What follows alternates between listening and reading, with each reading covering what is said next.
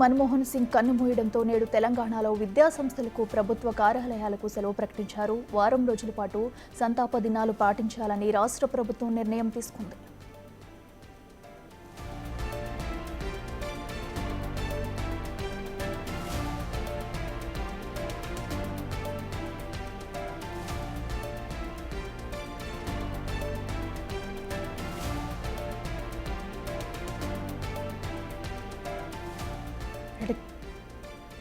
మాజీ ప్రధాని మన్మోహన్ సింగ్ మృతితో దేశం మొత్తం కూడా దిగ్భ్రాంతికి గురైంది. పలువురు ప్రముఖులు కూడా మన్మోహన్ సింగ్ మృతికి సంతాపం తెలుపుతున్నారు. అయితే ఆయన తీవ్ర అస్వస్థతకు గురవడంతో కూడా ఎయిమ్స్లో చికిత్స పొందుతూ కూడా రాత్రి మృతి చెందారు. దీంతో కూడా కేంద్రం అయితే 7 రోజులు సంతాప దినాలుగా ప్రకటించింది. అలాగే తెలంగాణలో కూడా ఈ రోజు విద్యా సంస్థలకు ప్రభుత్వ కార్యాలయాలు కూడా సెలవు దినంగా ప్రకటించారు.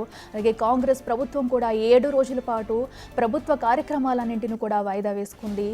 దీంతో ప్రభుత్వం అయితే రేపు మన్మోహన్ సింగ్ అంత్యక్రియలకు కూడా ఏర్పాట్లు అయితే చేస్తున్నారు. ప్రభుత్వ అధికార లాంఛనాలతో కూడా ఆయన అంత్యక్రియలు నిర్వహించుతున్నారు. దీంతో ఇప్పటికే అటు ప్రధాని మోడీ సహా ఆయనకు సంతాపం తెలుపుతూ కూడా మన్మోహన్ సింగ్ కుటుంబానికి ఫోన్ చేసి పరామర్శించారు.